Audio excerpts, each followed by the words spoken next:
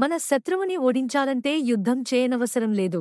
వాళ్ళ ముందు నవ్వుతూ ఉండండి. మన చిరునవ్వే వాళ్ళని మానసికంగా చంపేస్తుంది. దేనికైతే నువ్వు భయపడి వెనుకడుగు వేస్తావో అదే నిన్ను మళ్ళీ మళ్ళీ వెంటాడుతుంది. ఒక్కసారి ఎదురెళ్ళి చూడు, ఆ భయమే నీకు భయపడుతుంది. ఓపిక చచ్చిపోతే ఎంత మంచోడైనా మూర్ఖంగానే ప్రవర్తిస్తాడు. నోటి దురద ఉన్నవాడికి ఓపిక ఎక్కువ, ఓపిక తక్కువ ఉన్నవాడికి కోపం ఎక్కువ, కోపం ఎక్కువ ఉన్నవాడికి నిజాయితీ ఎక్కువ, నిజాయితీ ఎక్కువ ఉన్నవాడికి ఆటిట్యూడ్ ఎక్కువ.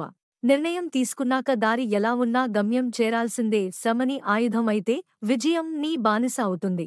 బాధ్యతలు ఉన్నప్పుడు స్వేచ్ఛగా బ్రతకడం కంటే బాధ్యతలను భరిస్తూ కష్టంగా బ్రతకడం ఉత్తమమైన గుణం.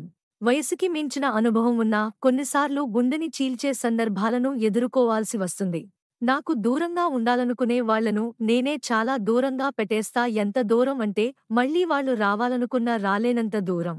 నువ్వు చేసిన పూజలకు ప్రతిఫలం ఇచ్చిన దేవుడు నువ్వు చేసిన పాపాలకు కూడా ప్రతిఫలం ఇచ్చే తీరుతాడు. భగవద్గీతలో స్పష్టంగా వ్రాసి ఉంది, దేనికి నిరాశ చెందకు. బలహీనంగా ఉన్నవి మన పరిస్థితులు మాత్రమే, మనం కాదు.